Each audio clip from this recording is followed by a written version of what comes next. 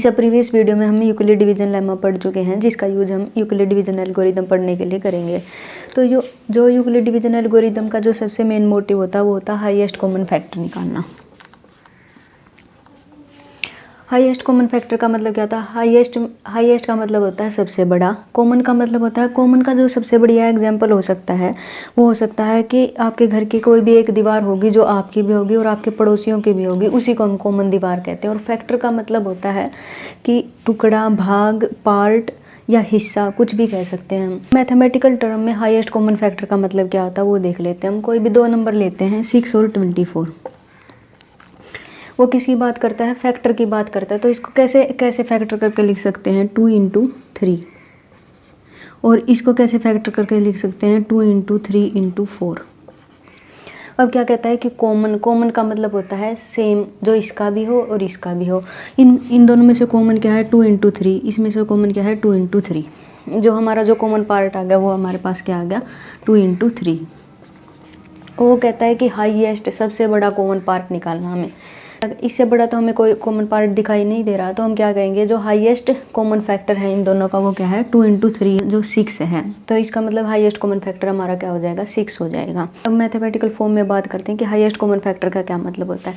Highest common factor का मतलब है कि जब भी हमें कोई भी दो नंबर देता है तो कोई भी ऐसा बड़े से बड़ा नंबर जो इन दोनों को डिवाइड कर देता है, उसी को हम क्या बोलते हैं? हाईएस्ट कॉमन फैक्टर कहते हैं। ये तो हमारे छोटे से नंबर थे, इसलिए हमने फैक्टर करके निकाल लिया कि इनका हाईएस्ट कॉमन फैक्टर क्या होगा। लेकिन कभी कभी वो बहुत बड़े से नंबर दे देता है, तो उसका हाईएस्ट कॉमन फैक्टर निकालने के लिए हम क्या करेंगे? यूक्लिड डिवीजन एल्गोरिदम का यूज करेंगे।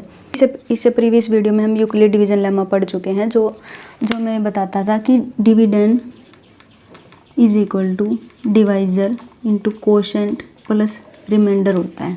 तो इसी स्टेटमेंट का हम यूज करेंगे यूक्लिड डिवीजन एल्गोरिदम में भी। तो यूक्लिड डिवीजन एल्गोरिदम को समझने के लिए हम एक छोटा सा एग्जांपल लेते हैं 135 का और 225 का।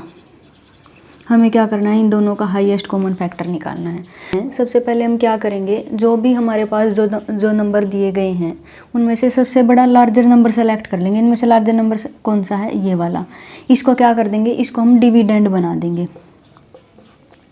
और जो छोटा नंबर होगा उसको हम क्या कर देंगे? डिवाइजर बना देंगे। और उसके बाद हम अप्लाई करेंगे Euclid division lemma. Euclid division lemma apply करने के लिए हम क्या करेंगे? पहले इनको डिवाइड करेंगे, फिर उसको इस फॉर्म के अंदर लिखेंगे। अगर ये रिमाइंडर हमारा 0 आ जाता है तो ये वाला डिवाइजर हमारा हाईएस्ट कॉमन फैक्टर बन जाएगा। और अगर ऐसा होता है कि ये जो रिमाइंडर हमारा नॉन जीरो आ जाता है तो फिर से हम यूक्लिड डिवीजन लेमा अप्लाई करेंगे और फिर से हम देखेंगे कि रिमाइंडर हमारा 0 आता है, नॉन जीरो आता है। ये क्या हमारे पास? डिविडेंड है। तो इसको हम किससे डिवाइड करेंगे? 135 से डिवाइड करेंगे। 135 से डिवाइड करने के बाद हमें ऐसा कुछ मिल जाएगा। अब यूक्लिड डिवीजन लेमा से हम इसको कैसे लिख सकते हैं? 225 इज इक्वल टू 135 इंटू 1 + 90। अब क्या है हमारे पास? जो रिमाइंडर है 90 आ गया, लेकिन हमारा 0 आता तो हम कह देते कि 135 हमारा क्या है? हाईएस्ट कॉमन फैक्टर है। लेकिन हमारा रिमाइंडर तो 90 आ गया। अब 90 आ गया तो हम फिर से क्या करेंगे? यही यूक्लिड डिवीजन लेमा को अप्लाई करेंगे। अब क्या करेंगे? जो सेकंड स्टेप में क्या करेंगे? इसको तो हम क्या बना देंगे? डिवाइजर बना देंगे। और इसको हम क्या बना देंगे? इसको डिविडेंड बना देंगे। 135 क्या है? हमारा डिविडेंड है और 90 हमारा डिवाइजर है। अब यहाँ से 135 को कैसे लिख सकते हैं? 135 इज इक्वल टू 90 इंटू 1 + 45।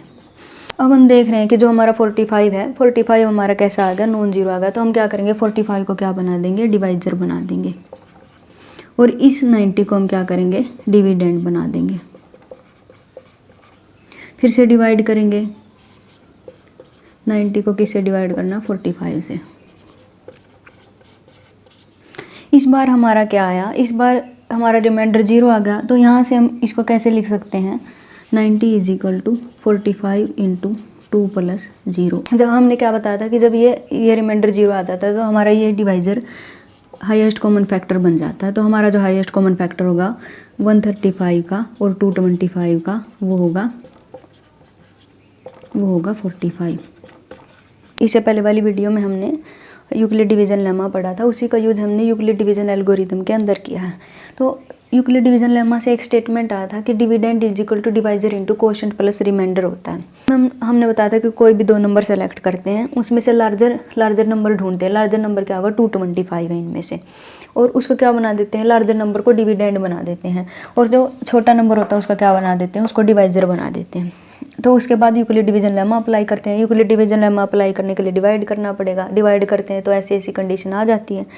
अब हमने बताया था कि अगर रिमाइंडर 0 आ जाता, सपोज कर लो यहाँ पे रिमाइंडर 0 आ जाता, तो ये 135 हमारा क्या बन जाता है, इसका हाईएस्ट कॉमन फैक्टर बन जाता है इनका।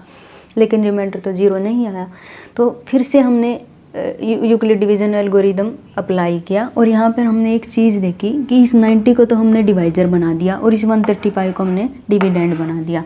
डिविडेंड बनाने के बाद फिर से लेमा अप्लाई किया।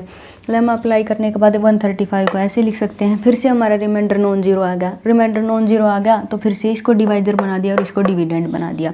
फिर जब थर्ड स्टेप करने लगे तो रिमाइंडर हमारे पास 0 आ गया, तो इसका मतलब यही जो 45 हमारा हाईएस्ट कॉमन फैक्टर बन जाएगा, यही था हमारा यूक्लिड डिवीज़न एल्गोरिदम। हम इससे नेक्स्ट क्लास में हम इससे रिलेटेड कुछ एग्जाम्पल करेंगे। तब तक के लिए stay connected. Thank you for watching. मिलते हैं नेक्स्ट वीडियो में।